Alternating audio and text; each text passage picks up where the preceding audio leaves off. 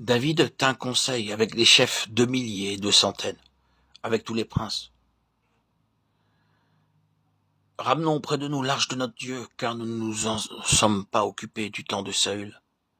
David assembla tout Israël depuis le Sichor d'Égypte jusqu'à l'entrée de Hamath pour faire venir de Kriat Jearim l'arche de Dieu. Ils mirent sur un char neuf l'arche de Dieu, qu'ils emportèrent de la nation, de la maison d'Abinadav. Uza et Achio conduisaient le char. David et tout Israël dansaient devant Dieu, de toute leur force, en chantant et en jouant des harpes, des luttes, des tambourins, des cymbales et des trompettes. 1 Chroniques 13, 1 à 8. Extérieurement, c'était une très grande procession. L'orchestre militaire jouait des hymnes, et tous les soldats en uniforme marchaient en rang parfaitement au pas, chantant à haute voix. Mais tout cela était parfaitement contraire à l'ordre divin. Ils disposaient de la parole de Dieu pour les gouverner, mais dans leur zèle naturel, ils usèrent des méthodes du monde. Lorsqu'ils furent arrivés à l'ère de Kidon, Uza étendit la main pour saisir l'arche, parce que les bœufs la faisaient pencher. 1 Chroniques 13, 9. Selon la parole de Dieu, personne n'avait le droit de porter la main sur l'arche de l'Alliance. Lorsque les bœufs trébuchèrent en tirant le char, l'arche se mit à vaciller. La colère de Dieu tomba sur Uza, qui avait mis la main sur l'arche. Il mourut à cet endroit même. Cet incident se produisit à l'ère de Kidon, et Dieu enseigna là à David une leçon très importante. Nous ne pouvons pas introduire la sagesse naturelle dans la maison de Dieu. C'est justement pour cette raison que l'on trouve tant de stérilité, tant de sécheresse dans le peuple de Dieu, dans la maison de Dieu. David fut hérité de ce que l'Éternel avait frappé Uza d'un tel châtiment, et ce lieu a été appelé jusqu'à ce jour Peretz Uza. 1 Chroniques 13, 11. Mais dans le chapitre 15, David se repentit. C'est alors que Dieu enleva la paille et le foin du cerveau de David, ce que nous appelons sagesse et intelligence.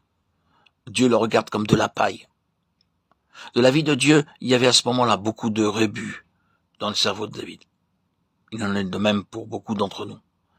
Extérieurement, nous sommes très intelligents, mais nos cerveaux sont pleins de rebut, que nous appelons sagesse et intelligence selon ce monde.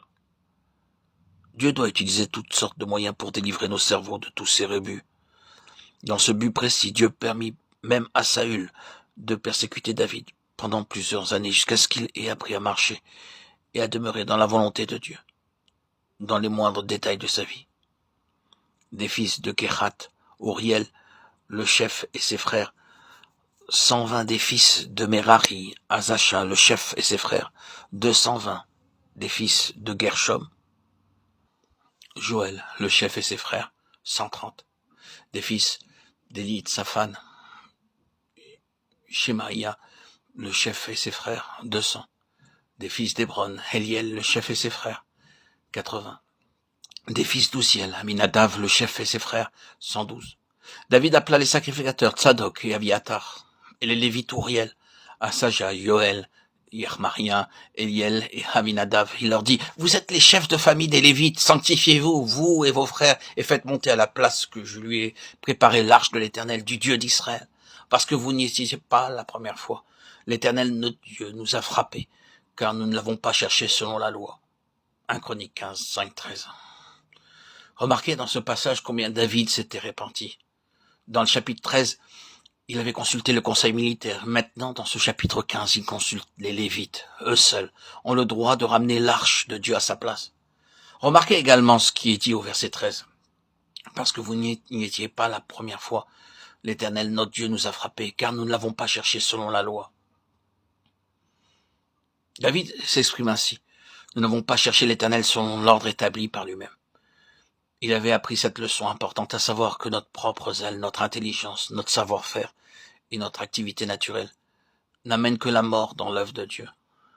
C'est pour cette raison que Dieu avait dû agir avec tant de sévérité d'une façon aussi douloureuse à l'égard de David.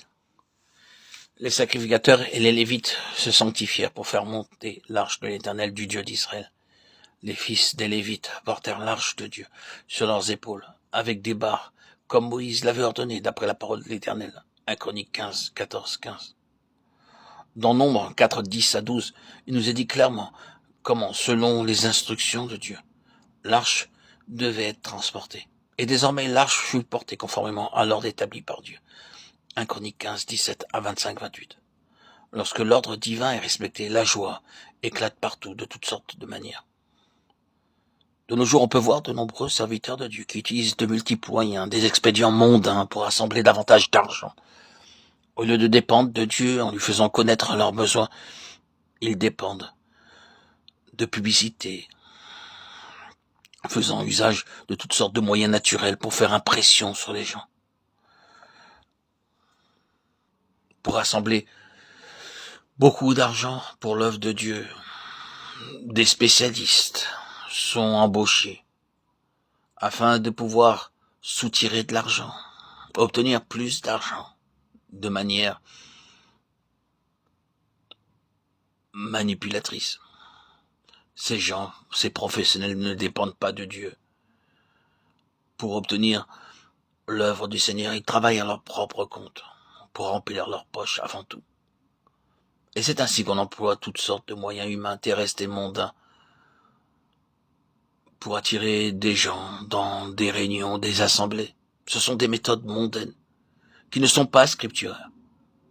Ils n'utilisent pas la parole de Dieu et les méthodes de Dieu pour exercer leur ministère. Et tout cela est voué à l'échec.